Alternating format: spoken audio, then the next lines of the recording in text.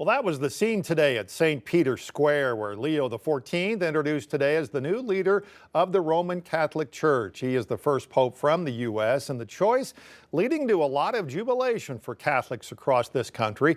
Bradley Blackburn has been following the conclave all week and has more now on what Leo had to say to Catholics worldwide. About an hour after white smoke rose from the Sistine Chapel, the world met Pope Leo XIV for the first time. In that instant, Cardinal Robert Prevost became the first pontiff from the U.S. in the Catholic Church's close to 2,000-year history. I hope he's able to pull the whole world together. La pace sia con tutti voi. The first words Pope Leo spoke to the jubilant crowd at St. Peter's Square were "Peace be with all you." And when I looked at his face, I really have a good feeling. Even the first time I saw his face. Leo is the first American, but the 267th pope to lead the Roman Catholic Church, and he was chosen on day 2 of the conclave here at the Vatican. Leo is seen as a progressive on many social issues. Overall, he is viewed as a centrist. Like Pope Francis, Pope Leo has spent time embracing marginalized groups like the poor. He has dual citizenship between the U.S. and Peru, where he served for years. He brings really a universality to his life experience, to his ministry, which I think will be keen to helping him reach out to all people. The 69-year-old Pope was born in Chicago. He went to Villanova in Pennsylvania, an Augustinian Catholic university where he studied math. Everyone's just kind of greeting each other, smiling, so we're very happy. In 2023, Pope Francis elevated his future successor to cardinal. Now he is the leader of the world's 1.4 billion Roman Catholics. Bradley Blackburn, CBS News, the Vatican. Local clergy reacting to the news of the first American pope with joy, hope, and a sense of renewed purpose. 5 News reporter Lauren Spencer joining us now. And Lauren, you got a chance to talk with 2 local priests who are reflecting on the weight of this decision and what it could mean for the church's future. Yeah, Darren, and you actually spoke with Father Rodolphe Balthazar just yesterday, and he told you that Pope could be anyone. Nonetheless, I don't think he or anyone thought it would be an American to fill that space. Today, he says that this decision marks a new chapter of unity and hope. It took just over 24 hours for white smoke to rise over the Sistine Chapel, signaling that the world's 1.3 billion Catholics have a new spiritual leader. He said, "Did you see the white smoke?" I said, "Do you mean we have a pope?" That pope is Leo XIV, the first ever American elected to the papacy. For local priests, his election is not just about national pride, it's about global responsibility. That's very big, not only for the church, but for the world. Because a pope is not about a nation, it's about the world. Father Balthazar says what stood out most were the Pope's first words, peace. To be a man of peace, a man who is going to work a lot for peace throughout the world. At Immaculate Conception Catholic Church in Fort Smith, Father John Anthony was overcome with emotion while building a new altar. My phone starts blowing up, and they're saying it's an American pope, and all my friends are texting me, and tears are running down my face. He says the new pope represents a fresh energy and a recognition of American Catholicism's role in the wider church. It's a direct acknowledgement of, the vibrancy of the faith, the Catholic faith in the United States, and that this needs to be a part of the universal church. Both priests agree this moment is about more than just history. It's about what comes next. How many empires, kingdoms, nations have come and gone in the last 2,000 years, but the Catholic Church is still here, and we're just getting the party started.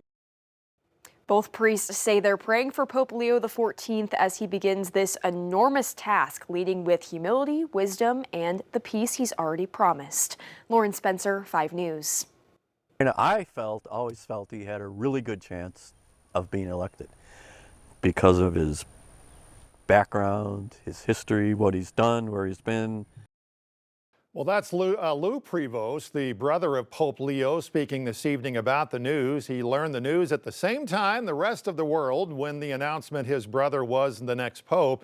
He spoke with reporters this evening about what it was like to find out his brother was the new leader of the Catholic Church.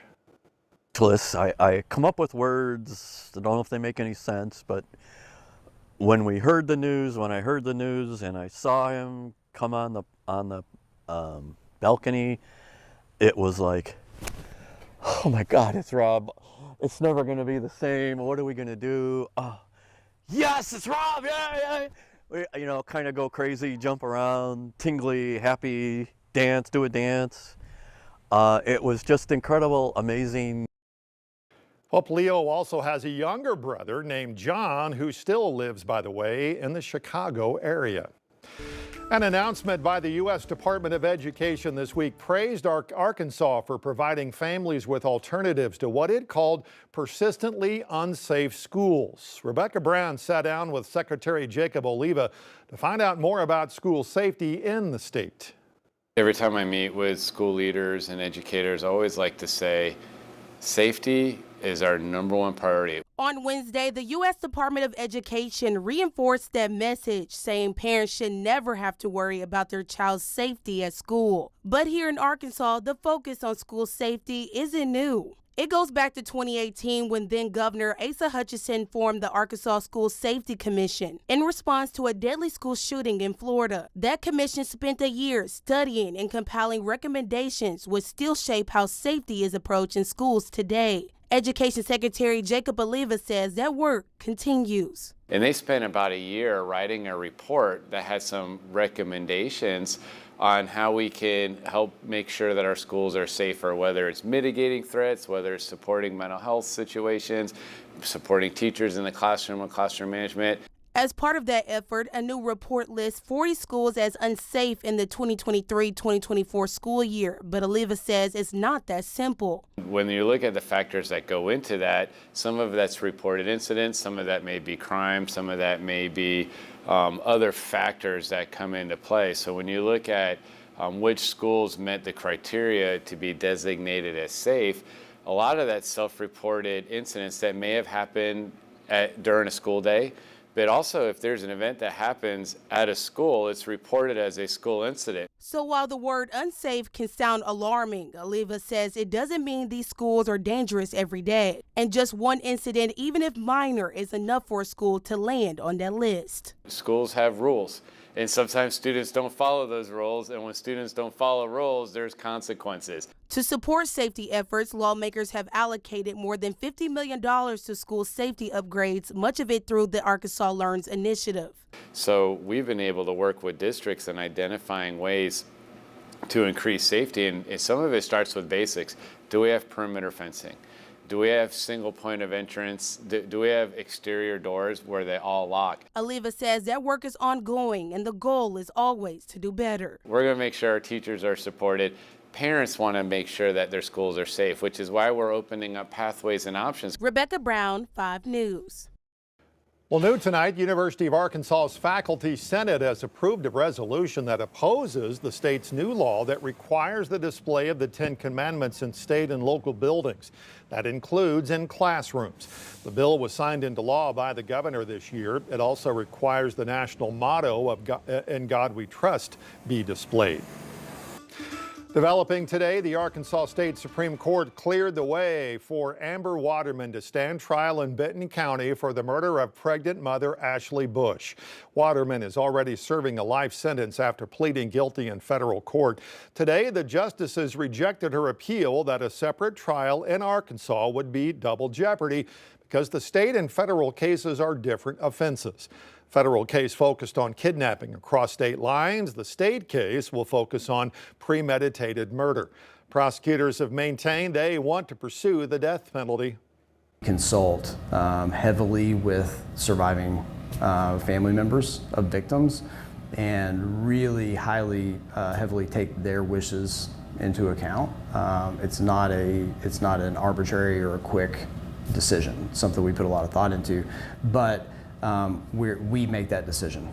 We don't have to go to Washington, D.C. to get that approval, and what the Department of Justice says about the federal case does not have a bearing on our decisions here. Waterman pled guilty last July to kidnapping, resulting in the death of Ashley Bush. According to the indictment, Waterman kidnapped Bush after promising her a job, then killed her across state lines in Missouri. The next court date set for June in Benton County. Now you can follow updates on this case as it moves forward with our free 5 News smartphone app.